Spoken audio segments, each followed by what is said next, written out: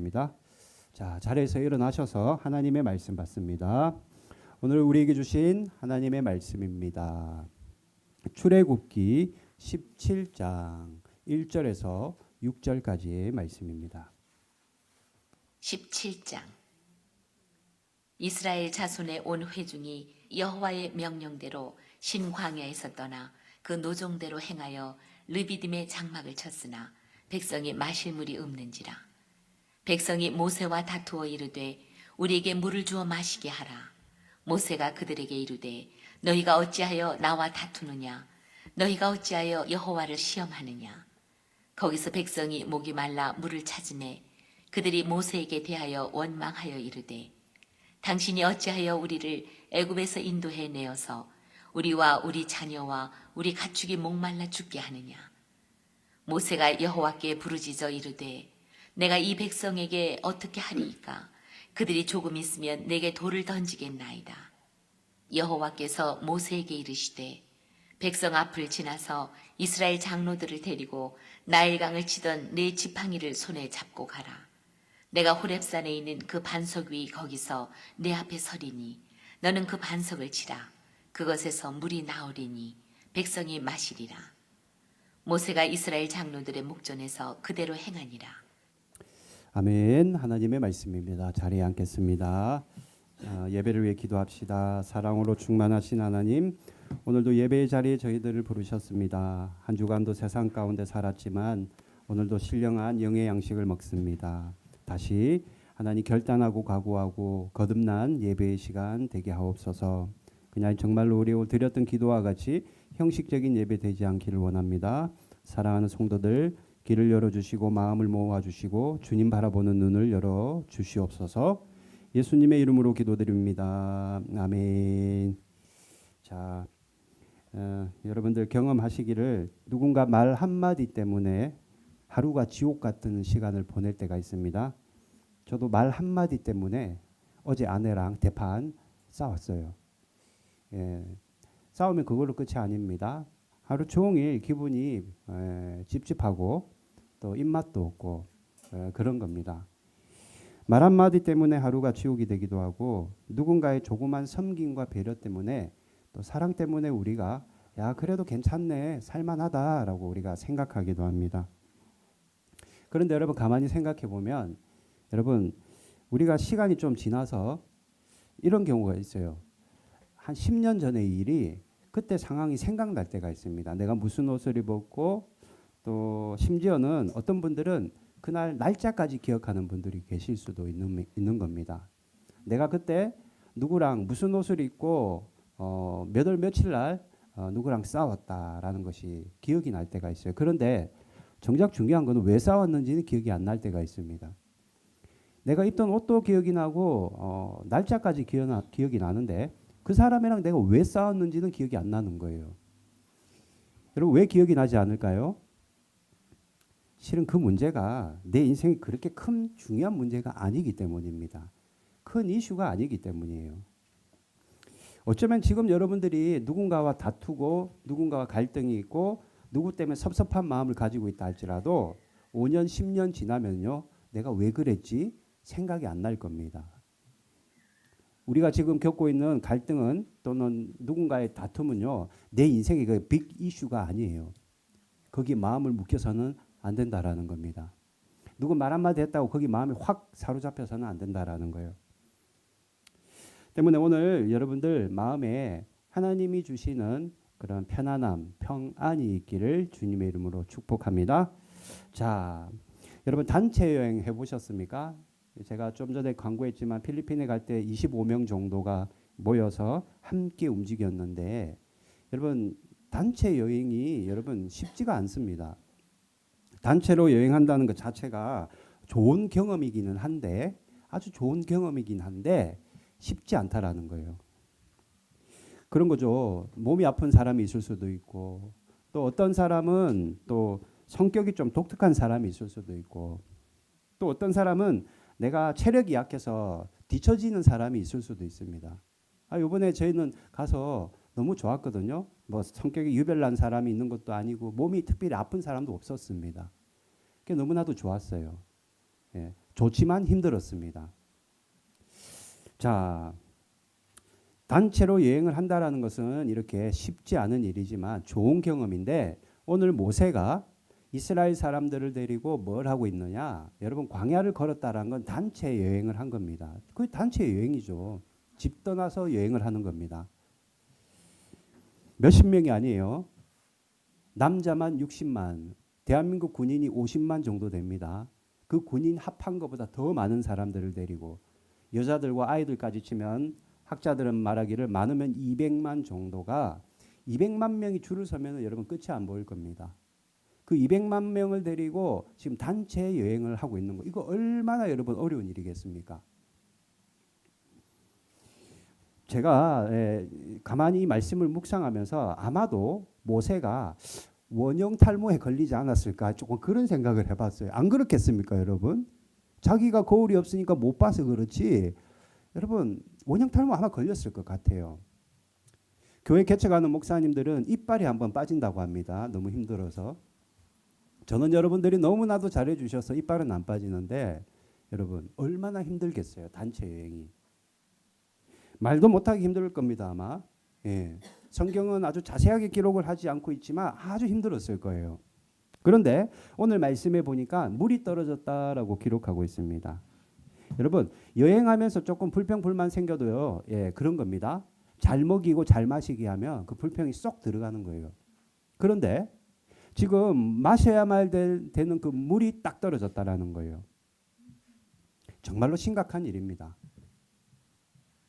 그래서 이제 사람들이 지금 그 200만 명의 사람들이 다 그런 건 아니겠지만 모세 얼굴만 이렇게 쳐다보고 있는 거예요. 왜요? 모세가 나가자고 했거든요. 모세가 광야로 가자고 했고 모세가 이스라엘 민족들을 이끌고 바다를 건넜고 모세가 여기까지 우리를 인도해 왔기 때문에 누구만 쳐다봐야 돼요? 모세만 쳐다보는 겁니다. 모세만 쳐다보는 거예요. 모세가 리더가 되어서 출애굽했기 때문에 모세 얼굴만 쳐다보는 겁니다. 쳐다보는 거 여러분 사람이요 꼭 말을 해야만 내 마음이 전달되는 게 아니에요. 쳐다보는 눈빛으로 내 마음이 전할 수 있는 겁니다. 그런 거죠. 물 내놔라. 어디를 가서든지 물을 구해와라.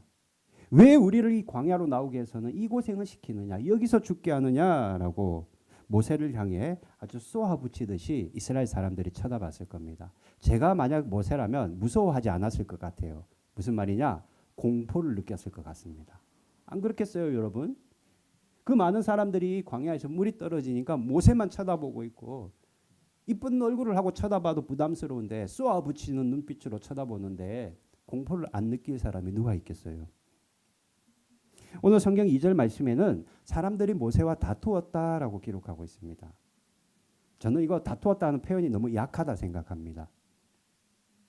단순하게 성경에는 기록하고 있지만 아마도 모세를 죽일 정도로 그를 원망하고 그를 향해 돌도 던졌을 겁니다. 자, 그런데 모세는요 이스라엘 사람들 중에서도 아주 특별한 사람이었습니다.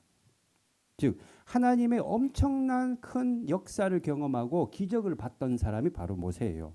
가령 애굽이라는 나라에서 나올 때 여러분 아시다시피 10가지 재앙을 눈으로 직접 봤던 사람이에요. 게다가 바다가 갈라지는 것도 직접 봤습니다. 그 바다 밑을 스스로 걸어갔다라는 겁니다. 지팡이가 뱀으로 변하는 일도 경험했고요. 마라에서 쓴물이 단물로 변하는 것도 직접 경험했습니다. 그러니까 위기 때마다 고비 때마다 엄청난 어려운 일들이 많이 있었는데 그럴 때마다 하나님이 기적을 베푸시고 하나님이 역사하셨던 것들을 몸소 체험한 자가 바로 모세라는 겁니다. 그래서 그런지 모세가요 물이 떨어진 이 위기 앞에 우왕좌왕 갈팡질팡한 것이 아니라 하나님 앞에 나가서 부르짖어 기도했다라고 성경은 기록하고 있습니다. 자, 오늘 본문 4절 말씀입니다. 본문 4절 같이 읽어볼까요? 시작. 모세가 여호와께 부르짖어 이르되 내가 이 백성에게 어떻게 하리이까? 그들이 조금 있으면 내게 돌을 던지겠나이다. 부르짖어 이르되 기도했다라는 겁니다. 간절하게 기도했다라는 거예요. 저는 이 부르짖어 기도했다는 이 말이 저는 일사각오의 기도라고 생각합니다. 한번 죽는 마음으로 기도하지 않았을까? 여러분이 모세라면은 200만 명에 되는 사람들이 모세를 죽이려 하고 원망하는데 여러분 일사각오로 기도하지 않겠습니까? 죽는 마음으로 죽어도 좋다는 마음으로 기도하지 않겠냐라는 거예요. 그런데 하나님이 모세가 기도하니까 시간 오래 걸리지도 않았어요. 금세 하나님이 이런 말씀을 주십니다. 지팡이로 반석을 쳐라라고 하나님이 말씀하시는 거예요. 6절 말씀 같이 있습니다. 시작. 내가 호렙산에 있는 그 반석 위 거기서 내 앞에 서리니 너는 그 반석을 치라. 그곳에서 물이 나오리라. 백성이 마시리라. 자, 그 다음 것도요. 모세가 이스라엘 장로들의 목전에서 그대로 행하니라. 아멘, 아멘. 자, 여러분 모세가 지팡이를 하나 들고 있었어요. 모세의 지팡이. 이 지팡이를 가지고 바위, 반석은 바위잖아요. 바위를 쳐래요. 이게 얼마나 여러분 황당무계한 말씀입니까? 수도꼭지를 틀어야 물이 나오지 바위를 친다고 그게 물이 나오겠냐라는 거예요. 강을 찾으러 다녀야만 여러분 물을 발견하지. 그 지팡이도 뭐 좋은 것도 아닐 겁니다. 제가 보기에는. 예?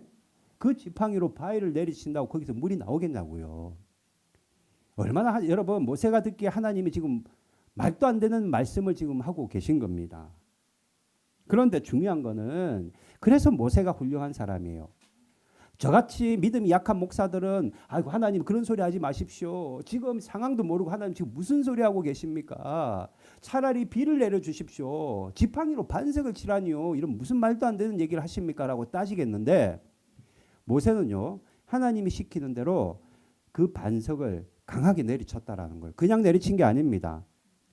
따라합니다. 믿음을 가지고 반석을 내리쳤다라는 거예요. 이게 여러분 우리가 너무나도 중요한 거예요.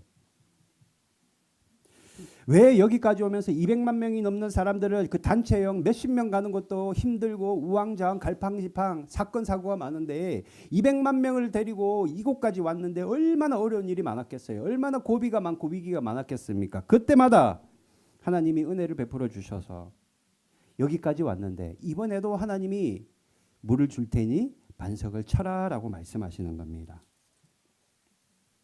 여러분 인생은 광야라고 성경이 말하고 있어요. 여러분들이 가정에서 가사일을 하든지 회사에서 직장 생활을 하든지 내가 사업체를 운영하고 있든지 우리는 다 광야를 걷고 있는 겁니다. 다 광야예요. 광야. 가족이라는 공동체 여러분 이거 물릴 수 있나요? 못 물리죠. 가족이라는 공동체, 회사라는 공동체, 사업체라는 공동체, 교회라는 이 신앙 공동체에서 생김새는 다르고 성격이 다르지만 다 같이 우리가 한 배를 탄 단체 여행을 하고 있는 겁니다. 여러분 사람이 모이는 곳에는요 꼭 문제가 생겨요. 이거 왜 이 교회는 문제가 많아? 왜 이 교회는 사랑이 없어? 이거 잘못된 생각입니다. 어느 교회나 마찬가지예요. 어느 장소나 마찬가지고요. 내가 이 회사를 그만두고 다른 회사를 가면은 더 좋을 것 같지만 그렇지 않습니다, 여러분. 어딜 가든지 크고 작은 위기와 갈등이 있는데 개인적으로는 건강의 문제. 그죠? 저도 건강이 빨간불이 켜져 있더라고요. 건강의 문제 또는 가족 간의 문제 또 자녀의 문제. 내 자녀들이 좀 반듯하게 잘 자랐으면 좋겠는데 내 마음대로 안 되고 또 직장에서의 문제, 무한 경쟁 시대, 업적을 내야 되고 성과를 내야만 회사 생활을 할 수 있는 뿐만 아니라 학업의 문제.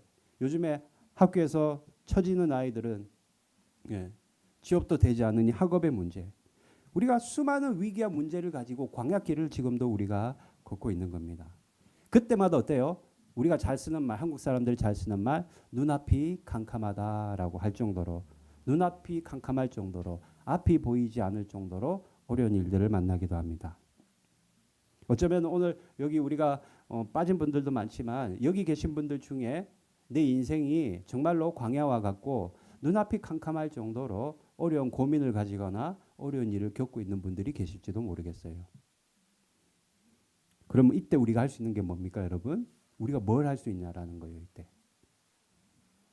여러분, 정말로 우리가 어려울 때, 정말로 내가 불가능한 어려운 문제들을 만났을 때 그때 정말 필요한 것이 바로 믿음입니다, 믿음.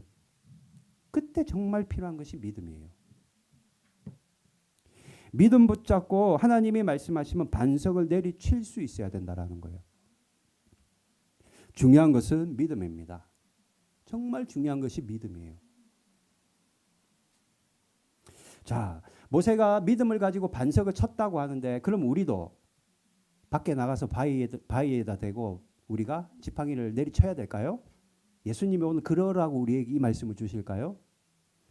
먼저 반석이 뭡니까? 반석이 뭔지를 알아야 될 거 아니에요. 자, 고린도전서 10장 4절 말씀 같이 읽습니다. 시작.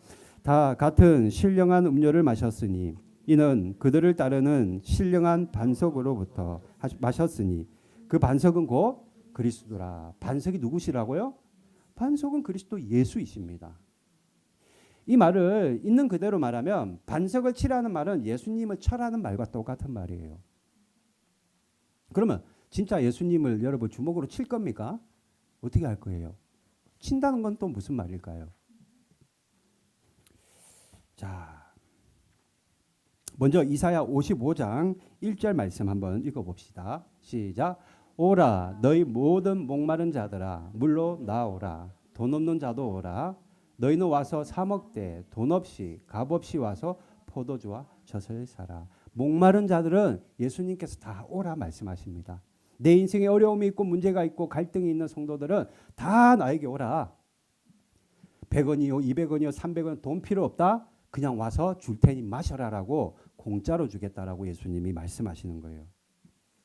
자, 이제 다시 말씀드립니다. 그럼 반석은 예수님인데 친다라는 건 뭘까요? 친다라는 건 이런 겁니다. 예수님이 십자가에 달리셨을 때 로마 군인들에게 침을 당했습니다. 맞았다라는 거예요. 구타를 당했다라는 거예요. 침뱉음을 당하고 목마름을 당하고 로마 병사들에게 침을 당하다, 즉 구타를 당하셨다라는 겁니다. 즉 예수님의 십자가 그 구타를 당하신 침을 당한 것 때문에 우리 목마름과 우리 갈증이 해결되었는데 예수님이 당하신 그 고통 때문에 십자가 보혈 때문에 십자가 그 사랑 때문에 우리의 모든 갈증이 해결되는 생명수를 마실 수 있는 일이 이미 이루어졌다라는 겁니다. 이걸 믿어야 된다라는 거예요. 만약에 예수께서 십자가를 지지 않으셨다면 우리 갈증이 또는 우리 인생의 문제가 해결 안 될 수도 있습니다. 그러나 이미 예수님이 우리 모든 인생의 고통과 모든 슬픔을 다 안고 십자가를 지셨기 때문에 그것을 믿기만 하면, 즉 반석 대신 예수님을 치기만 하면 우리는 거기서 생명수를 얻게 된다라고 오늘 말씀하고 계신 겁니다. 여기서 그럼 물은 뭘까요? 물은 여러 가지로 말합니다. 물은 생명이고 물 없으면 못 사니까 생명이고, 물은 성령이기도 하고 물은 구원을 말하기도 합니다.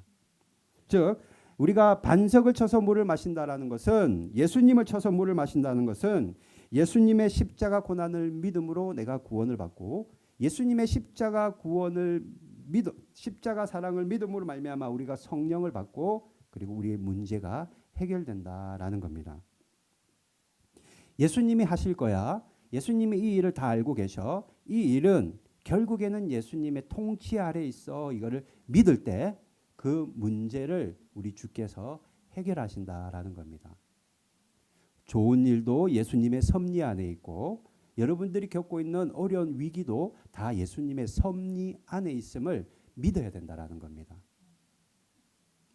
여러분 아시는 영국의 조지 뮬러 목사님 50만 번 어떻게 다 샜는지도 모르겠어요. 더 많은데 대략 50만 번의 기도 응답을 받은 조지 뮬러 목사님이 고아원 운영할 때 한 가지 철칙이 있었어요. 사람한테 내가 도움 안 받겠다라는 거예요. 사람한테. 오직 하나님을 믿으니 하나님께만 내가 도움을 받겠다. 실제 있었던 일입니다. 한날 겨울날 고아원에 150명의 아이들에게 밥을 먹여야 되는데 창고에 쌀이 다 떨어진 겁니다. 식당 담당자가 뮬러 목사님에게 이렇게 얘기했어요. 목사님, 이제 저녁은 먹을 수 없습니다. 오늘부터. 오늘 저녁부터는 굶어야 돼요. 말하는 겁니다. 보통 사람 같으면은, 요즘 같으면은 뭐 여기저기 카톡 보내고 난리 났을 거예요. 쌀 좀 빌려달라고. 그런데 뮬러 목사님은 그러지 않았어요. 이렇게 얘기하는 겁니다. 염려할 것 없다. 식사 종을 먼저 쳐라. 종을 치면 아이들이 식당에 내려오는가 봐요. 식사 종을 쳐라. 그러니까 아이들이 종을 치니까 어때요? 식당이 우르르 내려왔죠. 그런데 어떻습니까? 식탁 위에 뭐가 있어요?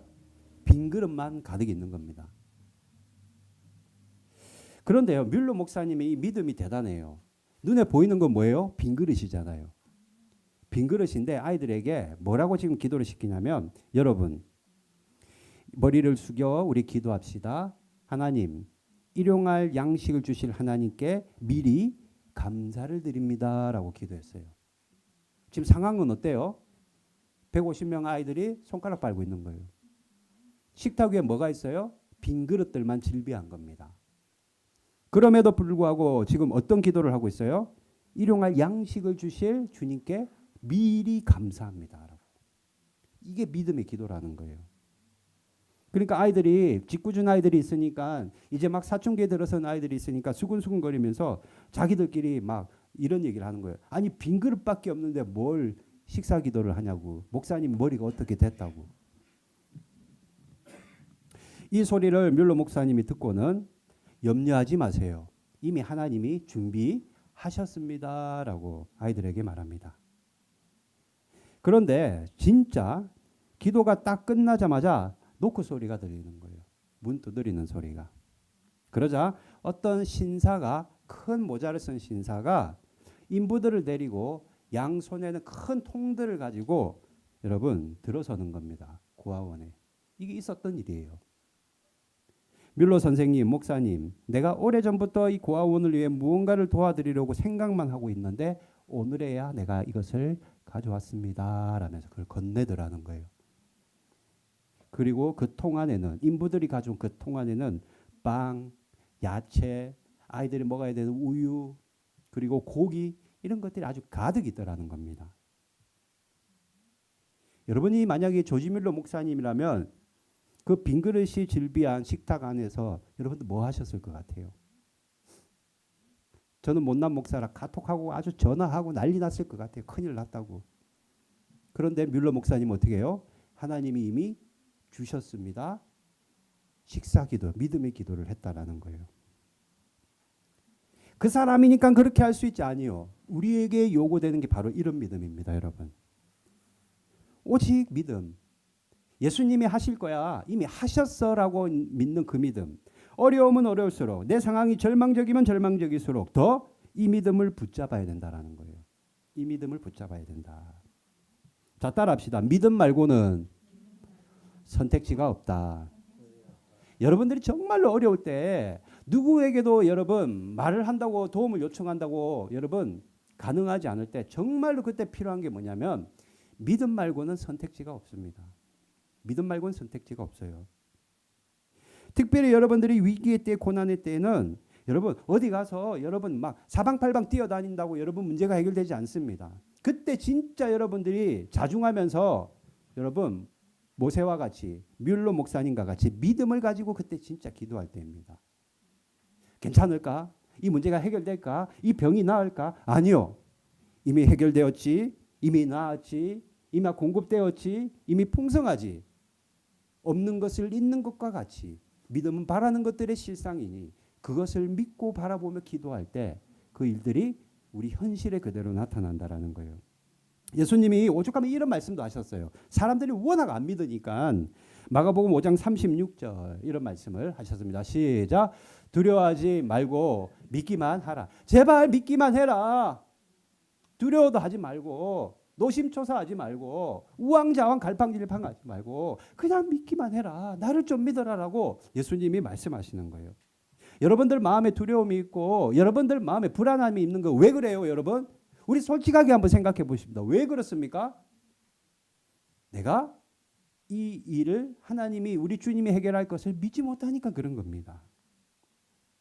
그러나 아무리 내가 두렵고 절망적인 상황이라 할지라도 예수님이 지금 말고 두려워 말고 그냥 믿기만 해라. 믿기만 한다면 그대로 되니라라고 말씀하시는 거예요. 여러분들이 인생의 위기를 지나고 있고 고난을 당하고 있습니까? 내 힘으로는 도저히 해결 불가능한 일을 겪고 있습니까? 그러면 반석 대신 우리 주님, 우리 예수 그리스도를 여러분 믿을 수 있기를 바랍니다. 그분이 이 상황을 통제하고 있고 그분이 이 모든 것들을 그분의 섭리 안에 있고 따라합시다. 합력하여 선을 이루신다.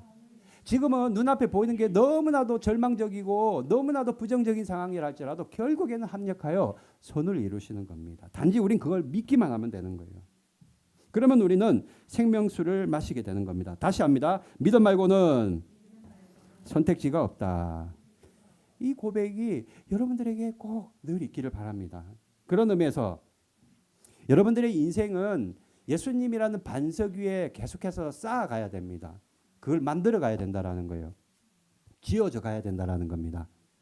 예수님이 뭐라고 말씀하셨느냐? 너희가 반석 위에 집을 짓는 사람이 있고 모래 위에 집을 짓는 사람이 있다. 예수님이 말씀하셨어요. 여러분 모래 위에 집 지으면 어떻게 됩니까? 조금만 비바람이 불면 와르르 무너지잖아요. 그런데 그런 미련한 짓을 하는 자들이 있다라는 거예요. 우리 인생에 그런 식으로 삶을 살아가는 사람들이 있다라는 겁니다. 이 소중한 인생을 한 번밖에 살지 못한 이 인생을 모래 위에 집을 짓는 그런 어리석은 자들이 있다라는 겁니다. 그래서 반석 위에 집을 지어라. 무너지지 않으려면 너희 인생이 와르르 무너지지 않으려면은 모래 위에 집을 지어서는 안 된다라고 말씀하시는 겁니다. 자, 그러면 반석 위에 집을 짓는다. 모래 위에 집을 짓지 않고 예수님 위에 집을 짓는다라는 게 무슨 의미냐? 제가 성경을 찾아보니까 이렇게 기록되어 있습니다. 자, 마태복음 7장 24절 말씀 같이 읽습니다. 시작. 그러므로 누구든지 나의 이 말을 듣고 행하는 자는 그 집을 반석 위에 지은 지혜로운 사람 같으니라. 무슨 말이에요? 예수님이 반석 위에 집을 지어라. 예수님 위에 집을 지어라. 그 인생은 절대 무너지지 않는다 했는데 반석 위에 집을 짓는다. 예수님 위에 집을 짓는다라는 것은 나의 말을 듣고 행하는 자라고 말하고 있어요. 즉 순종하는 것이다라고 말하는 겁니다. 여러분 예수님을 믿고 순종하는 거 이게 너무나도 중요하다라는 거예요. 모세가 하나님이 반석을 쳐라 했는데 안 쳤으면 물이 안 나왔을 거예요. 순종하니까 물이 나왔어요. 뮬러가 식탁을 차려놓지 않았으면 종을 치지 않고 아이들을 모으지 않았으면 하나님이 역사하지 않았을 겁니다. 마찬가지예요.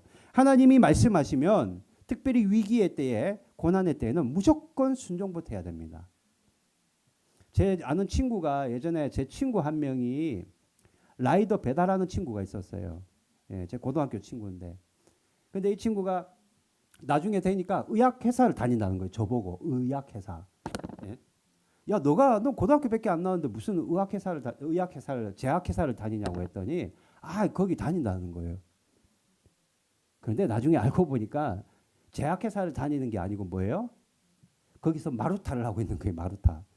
신약이 나오면은 그걸 갖다 주사를 맞아보고 신약이 나오면 그걸 먹어보는 거예요. 예. 일당도 엄청 셉디다. 15만 원 그때 당시 하루에. 약 하나를 먹으면 15만 원 받는 거예요. 그러면서 나중에는 들키니까 그러더라고요. 자기는 임상실험자라고. 무슨 말이에요?